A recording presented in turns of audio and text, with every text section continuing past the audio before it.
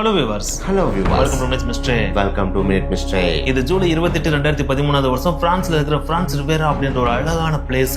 இந்த பிளேஸோட அழகை வர்ணிக்கிறதுக்கு வார்த்தைகளே கிடையாது. ஏன்னா இந்த பிளேஸ்ல எங்க பார்த்தாலும் லக்ஸுரி கார்ஸா நிரம்பி இருக்கும். இதுக்கெல்லாம் மேல இந்த பிளேஸோட ஒரு சைடுல பாத்தீங்கன்னா நீல வண்ணம் போர்த்திய போர்வை மாதிரி கடலும் இருக்கும்.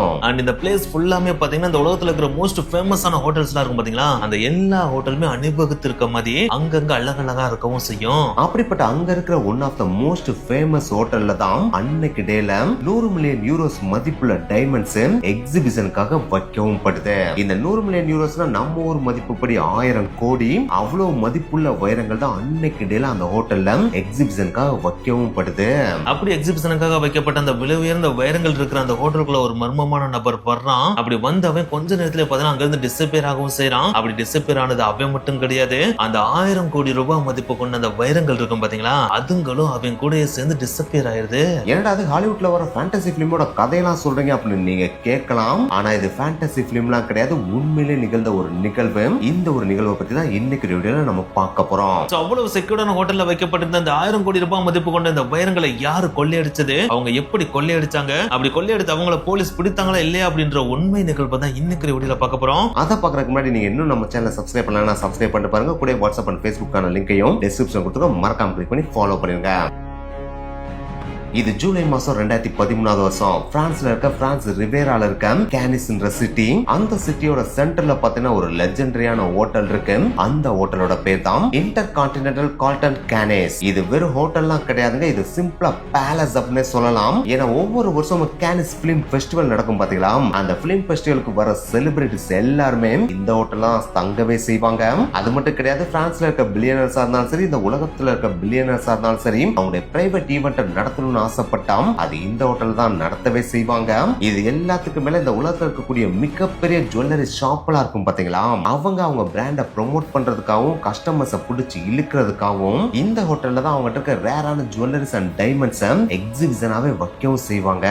சோ அந்த அளவுக்கு லெஜெண்டரியான ஹோட்டல் தான் இந்த inter continental Galton கேனிஸ் hotel. So அப்படிப்பட்ட இந்த ஹோட்டல்ல தான் ஜூலை மாசம் 2013 வருஷம் லெவ் டைமண்ட்ஸ் அப்படின்ற ஒரு மிகப்பெரிய டைமண்ட் ஷோரூம் அவங்களுடைய பிரைவேட் எக்ஸிபிஷனை இந்த ஹோட்டல்ல நடத்தலாம் அப்படின்னு சொல்லிட்டு முடிவு பண்றாங்க. அப்படி முடிவு பண்றதோட மட்டும் இல்லாம அதற்கான வேலைகளை இறங்க ஆரம்பிக்கிறாங்க. எஸ், இந்த ஒரு எக்ஸிபிஷனுக்காக மட்டும் அவங்ககிட்ட இருக்கக்கூடிய ரொம்ப ரேரான ஜுவல்லரிஸ் அண்ட் டைமண்ட்ஸ் எல்லாம் இருக்கும் பாத்தீங்களா, அது எல்லாத்தையும் அந்த ஹோட்டலுக்கு கொண்டு வராங்க. அதோட மதிப்பு மட்டும் 100 மில்லியன் யூரோஸ்.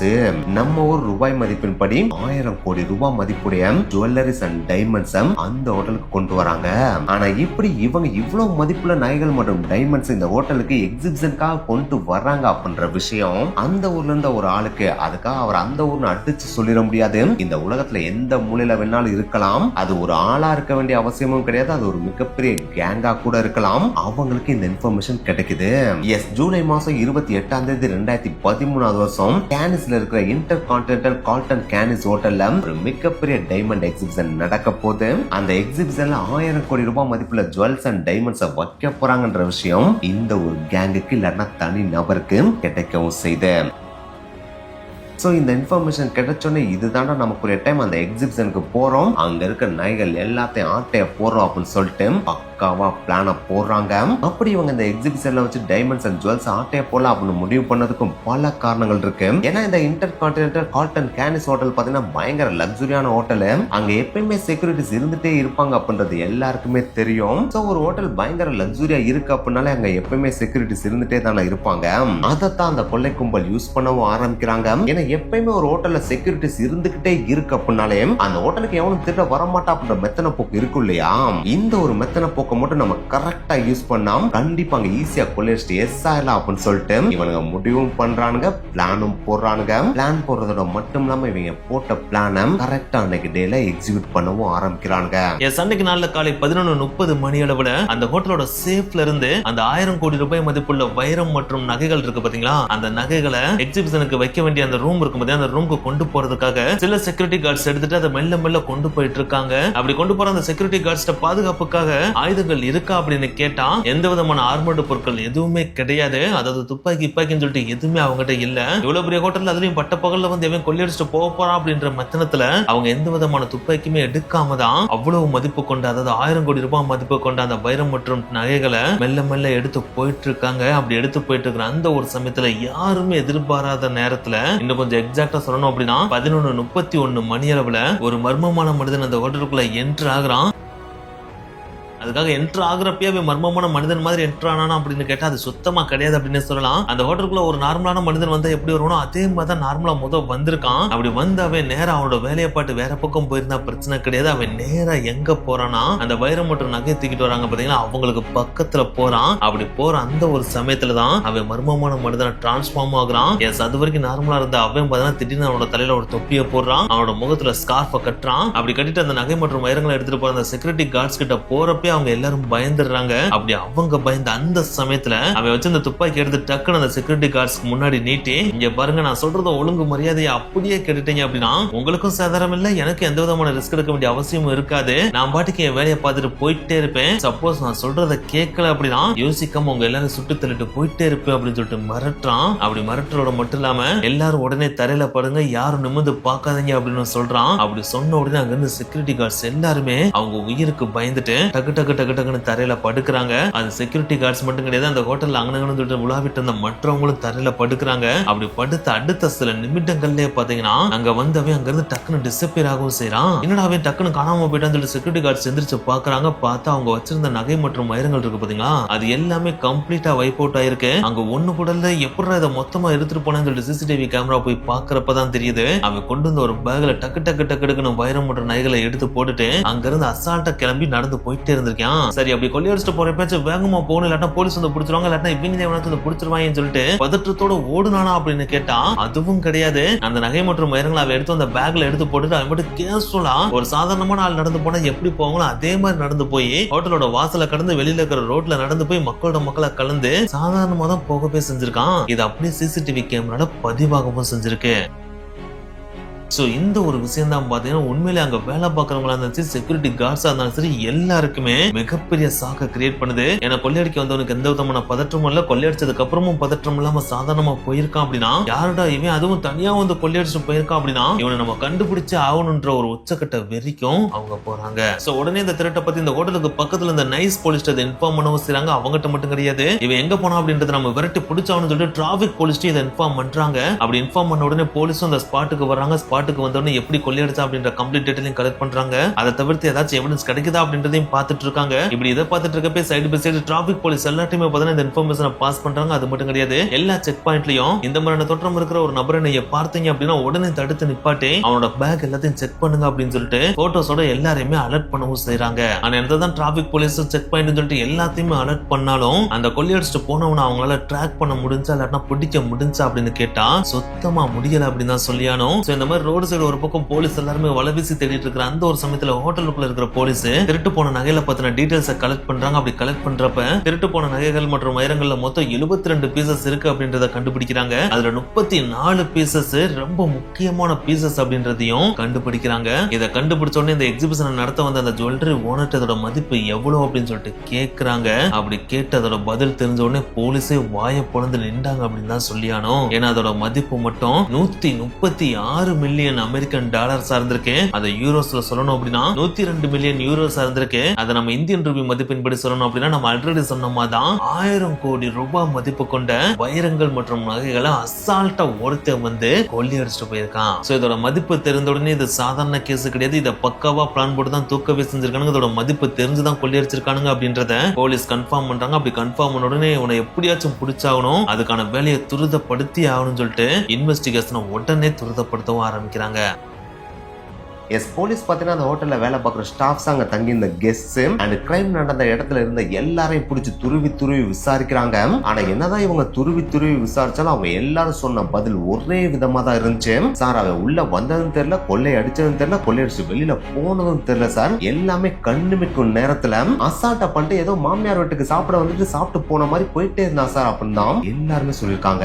சோ இப்படி எல்லாரும் ஒண்ணு சொன்னாப்ல சொன்ன இந்த பதில் பாத்தீங்கன்னா போலீஸ்க்கு எக்கச்சக்கமான கேள்விகளை எழுப்புது. கொடுக்குது. அது எப்படி இந்த டைம்ல தான் கரெக்டா ஹோட்டலோட சேஃப்ல இருந்து எக்ஸிபிஷன் ரூமுக்கு ஜுவல் டிரான்ஸ்போர்ட் ஆகுதுன்னு அவனுக்கு தெரிஞ்சு. அது மட்டும் கிடையாது, இந்த ஜுவல் அண்ட் டைமண்ட் டிரான்ஸ்போர்ட் ஆகிற டைம்ல மட்டும் தான் அதை சுத்தி செக்யூரிட்டி கார்டு லெஸ்ஸா இருப்பாங்கன்ற விஷயமும் அவனுக்கு எப்படி கரெக்டா தெரிஞ்சு. இதுக்கெல்லாம் மேல எதுல ஸ்பெசிபிக்கா ரேர் கலெக்ஷன் ஆஃப் ஜுவல்லரி இருக்கு அப்படின்ற விஷயமும் அவனுக்கு கரெக்டா தெரிஞ்சு. சரி, இந்த இன்ஃபர்மேஷன் எப்படியும் அவன் கெட் பண்ணிட்டாலும் இந்த ஹோட்டல்ல கொள்ளையடிச்சிட்டு வெளியே போறதுக்கு எந்த டோர் ஈஸியான டோர் அப்படின்றத அவன் எப்படி செலக்ட் பண்ண அப்படின்றதும் இவங்களுக்கு இருந்த ஒரு மிகப்பெரிய கேள்வியா இருந்துச்சு. இது எல்லாத்துக்கு மேல போலீஸ்க்கு இருந்த ஆச்சரியமான விஷயமே, அவன் ஹோட்டலுக்குள்ள என்டர் ஆனது 11:31. ஹோட்டல்ல இருந்து இந்த ஜுவல்ஸ் அண்ட் டைமண்ட்ஸ் அடிச்சுட்டு வெளியில தப்பிச்சு போன டைம் 11:33. சோ ஒட்டு மொத்தமா அவன் இந்த ஹோட்டல்ல இருந்த டைமிங் வெறும் 2 ல இருந்து 3 நிமிஷம் தான். சோ இவ்வளவு ப்ரிசைஸா ஒருத்தன் ஆட்டைய போட்டிருக்கா அப்படின்னா அவனுக்கு அக்கு வேற ஆணி வேற அந்த ஹோட்டலோட ப்ளூ பிரிண்ட்ஸும் தெரிஞ்சிருக்கு. அது மட்டும் இல்லாம இந்த எக்ஸிபிஷனோட எல்லா டீடைலையும் அவன் அழகா கலெக்ட் பண்ணிருக்கா அப்படின்ற விஷயம் மட்டும் போலீஸ்க்கு நல்லாவே தெரிய வந்திருக்கு. சரி, ஹோட்டலுக்குள்ளதான் கொள்ளையடிச்சு கேஸ்லாம் நடந்து போயிருக்கேன் அப்படின்னா வெளியே போனதுக்கு அப்புறம் கண்டிப்பா அவனோட ஆக்டிவிட்டிஸ்ல சேஞ்சஸ் இருந்திருக்கணும். ஏன்னா என்னதான் வெளியே போய் கேஸ்லாம் ரோட் வரைக்கும் அவன் நடந்து போனா ரோட்டுக்கு போனதுக்கு அப்புறம் ஏதாச்சும் ஒரு கார் எடுத்துட்டு அவன் ரொம்ப ஃபாஸ்டா தான் மூவ் ஆயிருக்கணும். ஏன்னா இவ்வளவு பக்கவா பிளான் போட்டு அவனுக்கு போலீஸ் இவ்வளவு ஃபாஸ்டா இங்க வந்துருவாங்கன்றது அவன் கண்டிப்பா தெரிஞ்சு வச்சிருப்பான். அப்படி வந்துட்டாங்க அப்படின்னா அவங்க துரத்த ஆரம்பிச்சாங்க அப்படின்னா நம்ம பிடிபடக்கூடாது அப்படின்றதுக்காகவே அவன் செம்ம ஃபாஸ்டா காரை ஓட்டிட்டு போயிருப்பான் அப்படின்ற ஒரு கெஸ்ல ரோட்டோட சிசிடிவி கேமராஸ் எல்லாத்தையுமே கலெக்ட் பண்ணி ஏதாச்சும் ஒரு கார் அப்நார்மலா நார்மல் ஸ்பீடை விட அதிகமா போகுதா இல்ல ரொம்ப ஃபாஸ்டா போகுதா அப்படின்றத ட்ராக் பண்ணி பாக்குறாங்க. ஆனா என்னத்தை தான் அவங்க ட்ராக் பண்ணி பார்த்தாலும் ரோட்ல எந்த காருமே அப்நார்மலா போற மாதிரியும் தெரியல, அதி வேகத்துல போற மாதிரியும் தெரியல. சோ ரோட்ல அவன் போறப்போ கூட பாத்தீங்கன்னா கேஷுவலா தான் கிராஸ் பண்ணி போயிருக்கான் அப்படின்றத போலீஸ் அதுக்கப்புறம் தான் கண்டுபிடிக்கவே செய்யறாங்க.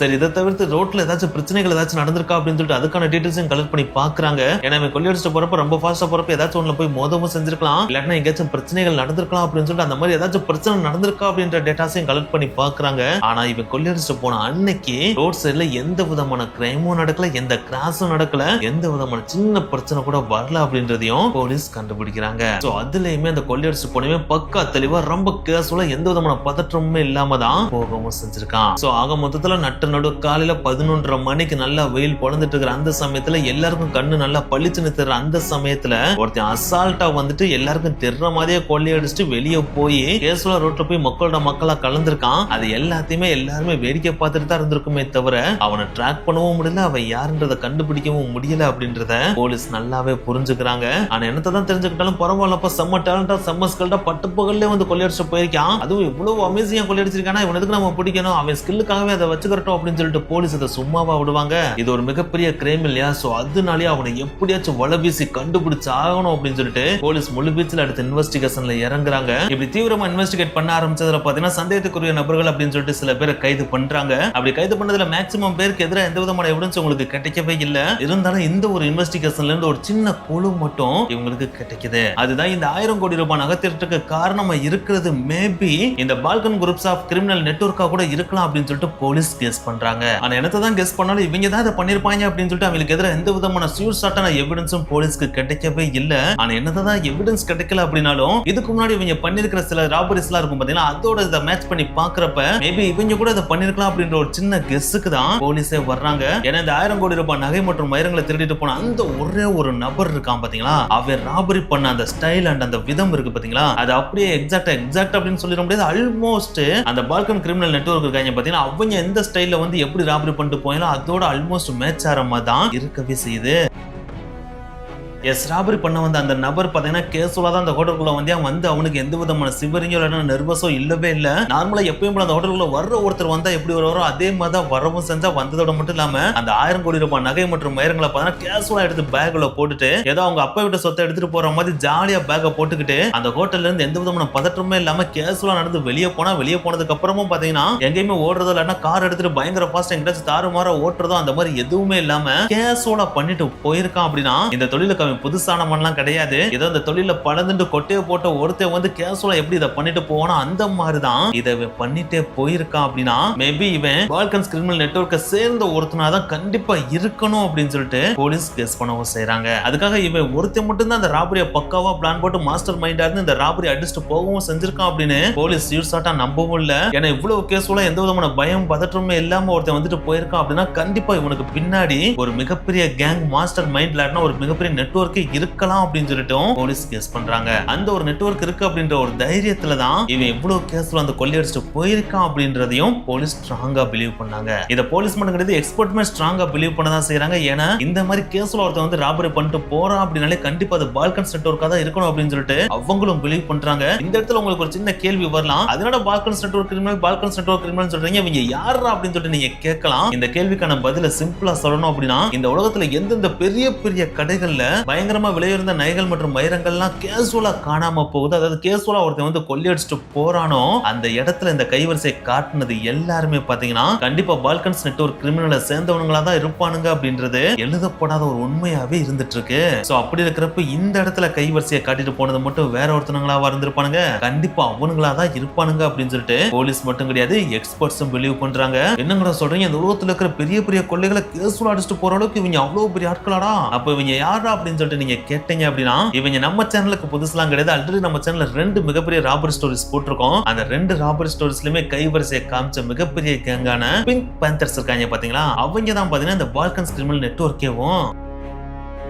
2000 காலகட்டத்தில் இந்த உலகத்தையே கதி கலங்க வச்ச அளவுக்கு அதிகமான டைமண்ட் அண்ட் ஜுவல்ஸ் ராபரி பண்ண ஒரே கேங் அப்படின்னா அது இந்த பால்கன்ஸ் கிரிமினல் கேங் அப்படின்னு சொல்லலாம். இன்னும் கொஞ்சம் உங்களுக்கு புரியுற மாதிரி சொல்லணும் அப்படின்னா நம்ம சேனல்ல போட்டதுபடி பிங்க் பேந்தர்ஸ் கேங் அப்படின்னு இவங்கள சொல்லலாம். இவங்கள சிம்பிளா போலீஸ்லாம் எப்படி சொல்லுவாங்க அப்படின்னு பார்த்தீங்கன்னா international network of jewel thieves அப்படின்னு சொல்லுவாங்க. இந்த பிங்க் பேந்தர்ஸ்ல மேக்ஸிமம் இருக்கிறது யாரா இருப்பாங்க அப்படின்னு பார்த்தீங்கன்னா பால்கன்ஸா தான் இருக்கவே செய்வாங்க. அதுல ஓகே பால்கன் மறுபடியும் சொல்றீங்க, பால்கன்னா என்னடா அப்படின்னு சொல்லிட்டு கேட்டீங்கன்னா பால்கன்னா வேற எதுவும் கிடையாது, இது தென்கிழக்கு ஐரோப்பாவில் அமைஞ்சிருக்கிற ஒரு பகுதி. இந்த பகுதியில ஒரு குறிப்பிட்ட நாடு மட்டும் இருக்காது, அதுல எக்கச்சக்கமான நாடுகள் இருக்கு. அதுல குறிப்பிட்ட சில நாடுகளை சொல்லணும் அப்படின்னா Albania, Bosnia, Bulgaria, Croatia and Serbia அப்படின்னு சொல்லிட்டு இந்த நாடுகள்ல அடங்கின ஒரு பகுதி தான் இந்த பால்கன்ஸ் அப்படின்றது. சோ இந்த நாடுகள்ல இருந்து வார் டைம், அதாவது போர் நடந்துட்டு இருந்த டைம்ல உருவாகின ஒரு கேங் தான் இந்த பால்கன்ஸ் கிரிமினல் நெட்வொர்க். அதுல இந்த கிரிமினல் நெட்வொர்க்ல இருக்கிற எல்லாருமே யாரா இருப்பாங்க அப்படின்னு பாத்தீங்கன்னா ஆர்மி மேன், அதாவது சோல்ஜர்ஸா தான் இருக்கவே செய்வாங்க. அதாவது பக்காவா ஆர்மில ட்ரெயின் ஆன நபர்களா தான் இருக்கவே செய்வாங்க. அதுக்காக சோல்ஜர்ஸா இருப்பாங்க அப்படின்ட்டு அவங்க எல்லாருமே கரண்டா ஆர்மில ஒர்க் பண்ணிட்டு இருக்கவங்கலாம் கிடையாது, எக்ஸ் ஆர்மி மென்ஸ் இருப்பாங்க பாத்தீங்களா, அவங்க தான் இந்த கேங்ல இருக்கவே செய்வாங்க.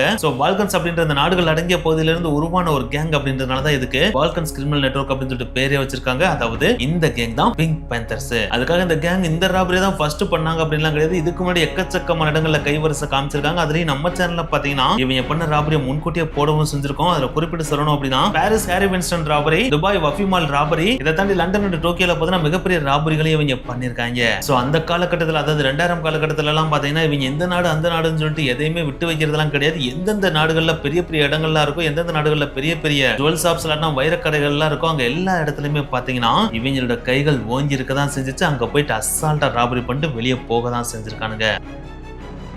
அதுல இந்த பிங்க் பேந்தர்ஸ் ராபரி பண்ற ஸ்டைலும் சிக்னேச்சரும் செம்ம யூனிக்கா இருக்கும். ஏன்னா இந்த உலகத்துல இருக்கிற மற்ற ராபரி கேங் மாதிரி இல்லாம இவங்க ராபரி பண்றப்ப ரொம்ப காமா இருப்பாங்க. காமா இருக்கிறதோட மட்டும் இல்லாம எந்த இடத்துக்கு எந்த டைம்ல போனா நம்ம ஈஸியா கொள்ளையடிச்சிட்டு வரலாம் அப்படின்ற எல்லா நுணுக்கங்களும் இவங்களுக்கு ரொம்ப ப்ரிசைஸாவே தெரியும். இதுக்கெல்லாம் மேல இவங்க கொள்ளையடிக்கிறப்ப மேக்ஸிமம் வெப்பன்ஸை யூஸ் பண்ணவே மாட்டாங்க. அதாவது இவங்க கொள்ளையடிக்கிறப்ப அந்த கொள்ளையடிக்கிற இடத்துல இருக்கிற யாருக்கும் இன்ஜுரிஸ் ஆகாது, இவங்களுக்கும் இன்ஜுரிஸ் ஆகாது. இது எல்லாத்துக்கும் மேல இவங்க கை வைக்கிற பொருள் எல்லாமே விலையுயர்ந்ததா மட்டும்தான் இருக்கும். அதாவது 1 கோடி 2 கோடி அப்படின்னு சீப்பான ஆட்டையை போடவே மாட்டாங்க. ஆட்டையை போட்டா 500 கோடி 1000 கோடி மட்டும்தான் ஆட்டையை போடவே செய்வாங்க. சோ அந்த அளவுக்கு எக்ஸ்பர்ட்டான கேங் தான் இந்த பிங்க் பேந்தர்ஸ். சோ இந்த எல்லா விஷயங்களுமே இந்த இன்டர்கான்டினென்டல் கால்டன் ஹானிஸ் ஹோட்டல் நடந்த ராபரியோட அப்படியே ஒத்து போகுது இல்லையா? சோ அதனாலதான் இந்த ராபரியையும் பிங்க் பேந்தர்ஸ் தான் பண்ணிருப்பாங்க அப்படின்னு சொல்லிட்டு போலீஸும் கெஸ் பண்றாங்க, எக்ஸ்பர்ட்ஸும் கெஸ் பண்றாங்க. அப்படி இவங்க கெஸ் பண்றதுக்கு மேலும் வலுவூட்டு வகையில அந்த டைம்ல ஒரு மிகப்பெரிய பிரிசன் எஸ்கேப்பும் நடந்திருக்கு. இந்த ராபரிக்கு சில நாட்களுக்கு முன்னாடி பாத்தீங்கன்னா சுவிட்சர்லாந்துல இருந்த ஒரு மிகப்பெரிய சிறையில ஒரு பிரிசன் எஸ்கேப் நடந்திருக்கு. அதுவும் யூசுவலான பிரிசன் எஸ்கேப் மாதிரி இல்லாம ஒரு ஆக்ஷன் படத்துல எந்த மாதிரி பிரிசன் எஸ்கேப் நடக்குமோ அதே ஸ்டைல்ல நடக்கவும் செஞ்சிருக்கு. அன்னைக்கு இடையில பாத்தீங்கன்னா அந்த பிரிசனை நோக்கி ரொம்ப வேகமா கார்கள் வந்திருக்கு. அப்படி வேகமா வந்த அந்த கார்கள் பாத்தீங்கன்னா அந்த பிரிசனோட கதவை உடைச்சிட்டு உள்ள நுழையவும் செஞ்சிருக்கு. அப்படி நுழைஞ்ச அந்த வெஹிக்கிள்ஸ்ல இருந்து குடுகுடுன்னு துப்பாக்கி ஏந்திய நபர்கள் பாத்தீங்கன்னா கீழே இறங்கி வரவும் செஞ்சிருக்காங்க. வந்து அவங்க கார்ட்ஸை பார்த்து சுடவும் செஞ்சிருக்காங்க. செஞ்சாங்க. அப்படி இவனுங்க நடத்தின எதிர்பாராத தாக்குதல்னால அங்க இருந்த கார்ட்ஸ் எல்லாமே பின்வாங்கவும் செஞ்சாங்க. அப்படி அவங்க பின்வாங்கின அந்த டைம்ல இவனுங்க இந்த சிறையில இருந்த முக்கியமான 2 நபர்களை இந்த சிறையில இருந்து கூட்டு போகவும் செஞ்சானுங்க. அப்படி இந்த 2 பேர் இந்த ஜெயில இருந்து கூட்டு போனோடனே போலீஸ்காலும் செம்ம காண்டாயது, இவங்களை எப்படியாவது புடிச்சு ஆண்டான்னு சொல்லிட்டு பயங்கரமா தேடுதல் வேட்டையை நடத்துறாங்க. அந்த தீவிரமான தேடுதல் வேட்டையில இந்த சிறையில இருந்து தப்பிச்ச 2 பேர்ல ஒருத்தனை சக்சஸ்ஃபுல்லா கைது பண்ணி மறுபடியும் சிறையில அடைக்கவும் செய்றாங்க. ஆனா இன்னொருத்தனை போலீஸால பிடிக்கவே முடியல. அவன் பேர் தான் மிலான் பொப்பாரிக். இப்படி சுவிட்சர்லாந்து ஜெயில இருந்து தப்பிச்ச இந்த மிலான் பொப்பாரிக் தான் இந்த இன்டர் கான்டினென்டல் கால்டன் கேனிஸ்ல நடந்த ராபரிக்கே காரணமா இருப்பா அப்படின்னு சொல்லிட்டு போலீஸ் லிங்க் பண்ணவும் செய்றாங்க. இந்த மிலான் பொப்பாரிக் வேற யாரும் கிடையாது, பிங்க் பேந்தர்ஸ் இருக்கானுங்க பாத்தீங்களா, அதுல இருக்கக்கூடிய ஒரு முக்கியமான நபரு. இந்த ராபரியை பண்றதுக்காக தான் இவனை சுவிட்சர்லாந்து ஜெயில இருந்து பிரிசன் எஸ்கேப் பண்ணி கூட்டு வரவே செஞ்சிருக்கானுங்க அப்படின்னு சொல்லிட்டு போலீஸ் லிங்க் பண்ணவும் செய்றாங்க. ஆனா என்னதான் போலீஸ் லிங்க் பண்ணாலும் இவன் தான் இந்த ராபரியை கண்டிப்பா பண்ணிருப்பா அப்படின்னு அடிச்சு சொல்ற மாதிரி எந்த விதமான எவிடன்ஸும் போலீஸ்க்கு கிடைக்கவே இல்ல. எவிடன்ஸ் கிடைக்காதனாலே இந்த கேஸ் கோர்ட்டுக்கு போகும்போது அந்த அளவுக்கு பெருசா நிக்கவே இல்ல. உங்களுடைய யூகங்கள்லாம் உங்களுக்குள்ளேயே வச்சுக்கோங்க, அதெல்லாம் கோர்ட்ல செல்லுபடி ஆகாது. கோர்ட்டுக்கு தேவை எவிடன்ஸ், அந்த எவிடன்ஸை உடனே கொண்டு வர வழியை பாருங்க அப்படின்னு சொல்லிட்டு கோர்ட் வார்ன் பண்ணி போலீஸ் அனுப்பிட்டாங்க. அப்படி வார்ன் பண்ணி அனுப்பினதுக்கு அப்புறம் இந்த ராபரியை கண்டிப்பா பிங்க் பேந்தர்ஸ் தான் பண்ணிருப்பாங்க அப்படின்னு சொல்லிட்டு அவங்களுக்கு எதிராக எவ்வளவோ எவிடன்ஸை சேகரிக்க முயற்சித்தாங்க. ஆனா என்னதான் முயற்சித்தாலும் போலீஸால ஒரு சின்ன எவிடன்ஸை கூட கைப்பற்றவே முடியல. சரி, அதெல்லாம் ஓகேடா, 1000 கோடி ரூபாய் மதிப்புள்ள நகை மற்றும் டைமண்ட்ஸ் அடிச்சு இவனால எப்படி ஈஸியா எஸ் ஆக முடிஞ்சு அப்படின்னு கேட்டீங்கன்னா அதுலதான் பிங்க் பேந்தர்ஸ் கில்லாடியவும் இவன் கொள்ளையடிச்சதுல இருந்து அடுத்த 1 ஹவர்க்குள்ளேயே பார்த்தீங்கன்னா ஏர்போர்ட் அடைஞ்சு அங்க இருந்து வேற நாட்டுக்கு பறந்து போகவும் செஞ்சிருவானுங்க. அப்படி பறந்து போறது எல்லாரும் போக மாட்டாங்க, யாராவது 2 பேரை இங்க கொள்ளையடிச்ச டைமண்ட்ஸ் நகைகள் இருக்கு பாத்தீங்களா, அதை கைமாத்துறதுக்காக விட்டுட்டும் போயிருவானுங்க. அப்படி இந்த நாட்டில இருக்கிற அந்த கொள்ளையடிச்ச நகைகளை வச்சிருக்கவங்களோட அடுத்த கட்ட வேலையே இந்த கொள்ளையடிச்ச நகைகளை பார்டரை தாண்டி ரொம்ப வேகமா ஸ்மகிள் பண்றதுதான். ஒன்ஸ் அவங்க அந்த கொள்ளையடிச்ச நாட்டோட பார்டரை தாண்டி ஜுவல்ஸ் அண்ட் டைமண்ட் மட்டும் ஸ்மகிள் பண்ணிட்டாங்க அப்படின்னா அதுக்கப்புறம் வைர கற்களா இருந்தா ரீகட் பண்ணப்படும், ஜுவல்ஸா இருந்தா உருக்கப்படும். அப்படி ரீகட் பண்ணப்பட்ட டைமண்ட்ஸும் உருக்கப்பட்ட தங்கமும் வேற வேற நாடுகளுக்கு விற்கவும் படும். இப்படி கொள்ளையடிக்கப்பட்ட வைரத்தை ரீகட் பண்றதா இருந்தாலும் சரி, தங்கத்தை உருக்கிறதா இருந்தாலும் சரி, இல்லாத வெளிநாடுகளுக்கு விற்கிறதா இருந்தாலும் சரி, இப்படி எல்லா விதமான கனெக்ஷன்ஸையும் பிங்க் பேந்தர்ஸ் பக்காவா வச்சிருப்பானுங்க. ஒன்ஸ் இவங்க நகைகள் மற்றும் வைரத்தை கொள்ளையடிச்சிட்டாங்க அப்படின்னா அடுத்த சில நாட்கள்லயே அந்த வைரமா இருந்தாலும் சரி, நகையா இருந்தாலும் சரி, எந்த விதமா உருமாறு இருக்குன்னு யாருக்குமே தெரியாது. அப்படி உருமாற நகையா இருந்தாலும் சரி, வைரமா இருந்தாலும் சரி, எந்த ஜுவல்லரி ஷாப்ல இருக்கு அப்படின்றது யாருக்குமே தெரியாது. அவ்வளவு சைலண்டா அடுத்த சில நாட்கள்லயே இவன் கொள்ளையடிச்ச நகை மற்றும் வைரத்தை ட்ராக் பண்ண முடியாத அளவுக்கு உருமாத்தி விட்டுருவானுங்க. இப்படி உருமான ஜுவல்ஸ் அண்ட் டைமண்ட்ஸை கண்டுபிடிக்கிறது ரொம்ப ரொம்ப கஷ்டம் அப்படின்னு சொல்லிட்டு எக்ஸ்பர்ட்ஸே சொல்றாங்க. அதே மாதிரி இந்த ராபர்லயும் நடக்கவும் செஞ்சுச்சு. அதனாலேயே பாத்தீங்கன்னா போலீஸால கொள்ளையடித்த அந்த ஒரு நபரையும் கண்டுபிடிக்க முடியல, அதே மாதிரி கொள்ளையடிக்கப்பட்ட நகைகள் இருக்கு பாத்தீங்கன்னா அதையுமே பெருசா கண்டுபிடிக்கவே முடியல. இந்த ஒரு விஷயத்தினால இந்த நகைக்கு உரிமையாளர் இருப்பாரு பாத்தீங்கன்னா, அவர் வேற வழியே இல்லாம நமக்கு நகை தான் கிடைக்க மாட்டேங்குது, நம்ம போட்ட இன்சூரன்ஸ் கிளைம் பண்ணி அந்த காசு வாங்கிக்கலாம் அப்படின்னு சொல்லிட்டு இன்சூரன்ஸ் கம்பெனிட்ட போய் இந்த மாதிரி எங்களோட நகையை கொள்ளையடிச்சு போயிட்டாங்க, இது ஒரு மிகப்பெரிய கேஸாவும் போயிட்டு இருக்கு, போலீஸ் அதை ட்ராக் பண்ணிட்டு இருக்காங்க, எங்களுக்கு எங்களோட இன்சூரன்ஸ் அமௌண்ட் மட்டும் திருப்பி கொடுங்க அப்படின்னு சொல்லிட்டு கேட்கறாங்க. அப்படி கேட்கறப்ப இன்சூரன்ஸ் கம்பெனினாலே அதை அவாய்ட் பண்ண முடியல. அதனாலேயே வேற வழியே இல்லாம கிட்டத்தட்ட 1 மில்லியன் யூரோஸ் அந்த நகையோட உரிமையாளருக்கு கொடுக்கறதுக்கு ஒத்துக்கிறோட மட்டும் இல்லாம கிட்டத்தட்ட 1 மில்லியன் யூரோஸ் அந்த உரிமையாளருக்கு கொடுக்கவும் செய்யறாங்க. அப்படி கொடுத்ததுக்கு அப்புறம் இன்சூரன்ஸ் கம்பெனி செம்ம கடுப்பாயிடுறாங்க. ஏன்னா எவனோ ஒருத்தர் வந்து கொள்ளையடிச்சுட்டு போனதுக்கு நம்ம 1 மில்லியன் யூரோஸ் கொடுக்கணுமா, அப்ப இதுக்கு எதிராக நம்ம கேஸ் போட்டே ஆகணும்னு சொல்லிட்டு கேஸையும் போடுறாங்க. அந்த கேஸும் கிட்டத்தட்ட 10 வருடங்கள் நடக்குது. அந்த 10 வருடங்களோட முடிவுல பாத்தீங்கன்னா ஒரு எதிர்பாராத ட்விஸ்டட் தீர்ப்பையும் நீதிமன்றம் கொடுக்குது. இந்த ராபரி நடக்கிறதுக்கு முக்கியமான காரணமா அமைஞ்சது இந்த எக்ஸிபிஷன் நடந்த ஹோட்டல் இருக்கு பாத்தீங்கன்னா, அந்த ஹோட்டலுக்கு பாதுகாப்பு கொடுத்த செக்யூரிட்டி கம்பெனி இருக்கு பாத்தீங்கன்னா, அந்த கம்பெனி தான் முக்கியமான காரணமாவே இருந்திருக்கு. ஏன்னா அவங்க மட்டும் அலர்ட்டா பக்காவா இருந்திருந்தாங்க அப்படின்னா இப்படி அசால்ட்டா ஒரு கேஸ்ல வந்து கொள்ளையடிச்சு போயிருக்கவே முடியாது. அதனாலேயே இந்த கொள்ளை நடக்கிறதுக்கு மிக முக்கிய காரணமா அமைந்த இந்த ஹோட்டலும் அந்த செக்யூரிட்டி கம்பெனியும் தான் பாத்தீங்கன்னா இன்சூரன்ஸ் கம்பெனி கொடுத்த அந்த 1 மில்லியன் யூரோஸ் அமௌண்ட் இருக்கு பாத்தீங்கன்னா, அந்த அமௌண்ட்டை இன்சூரன்ஸ் கம்பெனிக்கு திருப்பி கொடுக்கணும் அப்படின்னு சொல்லிட்டு தீர்ப்பு கொடுத்துறாங்க. இந்த ஒரு தீர்ப்பை பாத்தீங்கன்னா 2023 காலகட்டத்தில் கேனஸ் கமர்ஷியல் கோர்ட் தான் கொடுக்கவே செஞ்சாங்க. இந்த ஒரு தீர்ப்பை கேட்ட உடனே அங்க இருந்த எல்லா ஹோட்டலுமே உண்மையிலே வேற லெவல்ல அதிர்ந்து போனாங்க அப்படின்னு தான் சொல்லணும். அதிர்ந்து போறதோட மட்டும் இல்லாம அதுக்கடுத்து உங்களுக்கு அது ஒரு மிகப்பெரிய ஐ ஓப்பனிங்காவும் அமைஞ்சிச்சு. ஏன்னா அதுக்கு முன்னாடி வரைக்கும் பாத்தீங்கன்னா அந்த அளவுக்கு பெருசா செக்யூரிட்டியை கண்டுக்கிறாம இருந்த மற்ற ஹோட்டல்களும் இனிமேலாச்சும் நம்ம ஒழுங்கா செக்யூரிட்டியை வச்சுக்கணும், சிசிடிவி கேமரா எல்லாத்தையும் பக்காவா வச்சுக்கணும், ஏன்னா நம்மள அசால்ட்டா விட்டோம் அப்படின்னா எவனாச்சும் ஒருத்தன் வந்து கொள்ளையடிச்சுட்டு போறதுக்கு நம்ம நஷ்டீடு கொடுத்தாகணும் அப்படின்னு சொல்லிட்டு அதுக்கடுத்து எல்லா ஹோட்டலுமே பாத்தீங்கன்னா பயங்கரமா அவங்களோட செக்யூரிட்டி சிஸ்டத்தை இம்ப்ரூவ் பண்ணவும் செஞ்சாங்க.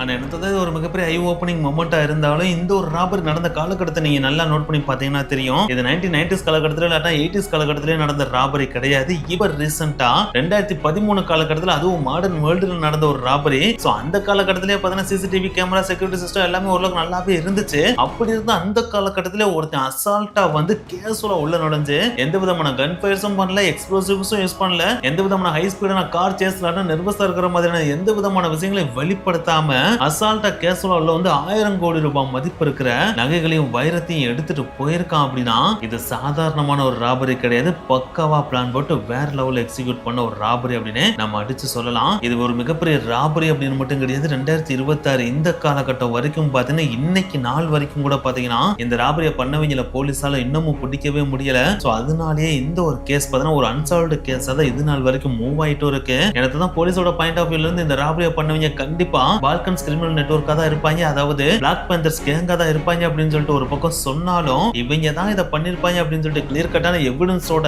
போலீஸால அதை சொல்லவும் முடியல. இதுக்கெல்லாம் மேல இந்த ராபரி பண்ணவங்கள இன்னமும் கையும் களவோ போலீஸால பிடிக்கவும் முடியல அப்படின்றதான் இங்க இருக்கிற ஒரு மிகப்பெரிய வருத்தத்துக்குரிய ஒரு விஷயமாவே இருக்கவும் செய்யுது. இதுக்கெல்லாம் மேல இந்த ராபரியை சுத்தி எக்கச்சக்கமான கேள்விகளும் இருக்கத்தான் செய்யுது. அதுல ஃபர்ஸ்ட் கேள்வி என்னன்னா, எப்படி கொள்ளையடிக்கிறவனுக்கு கரெக்டா இந்த டைம்ல தான் அந்த நகைகள் எல்லாமே ஹோட்டலோட சேஃப்ல இருந்து எக்ஸிபிஷன் ரூமுக்கு டிரான்ஸ்போர்ட் ஆகும் அப்படின்றது தெரிஞ்சு அப்படின்றது. சரி, அது கூட எப்படியோ தெரிஞ்சிச்சுன்னு வச்சுக்கோங்களேன். அதுக்கு அடுத்து இந்த நகைகளை கொள்ளையடிச்சு வெளியில போறப்ப இந்த டோர் வழியா போனா நம்ம அசால்ட்டா திறந்து போயிடலாம் அப்படின்றது எப்படி இவனுக்கு தெரிஞ்சிருந்துச்சு? இல்ல நீ கொள்ளையடிச்சதுக்கு அப்புறம் இந்த டோர் வழியாவா நான் அந்த டோர் ஆல்ரெடி திறந்தே வச்சிருக்கேன்னு யாரும் சொன்னாங்களா?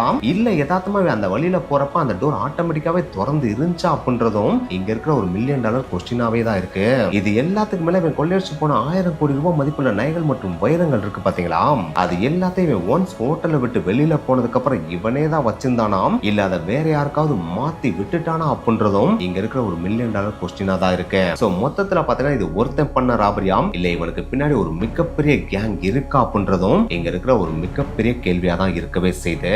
ஆனா எது எப்படியோ இது வரைக்கும் இந்த உலக வரலாற்றையே நிகழ்ந்த ரொம்ப பிரிசிஷனான டைமிங்கான கான்பிடன்ஸான ராபரி அப்படின்னா அது இந்த ராபரி அப்படின்னு எக்ஸ்பர்ட்ஸ் அழைக்கவும் செய்றாங்க.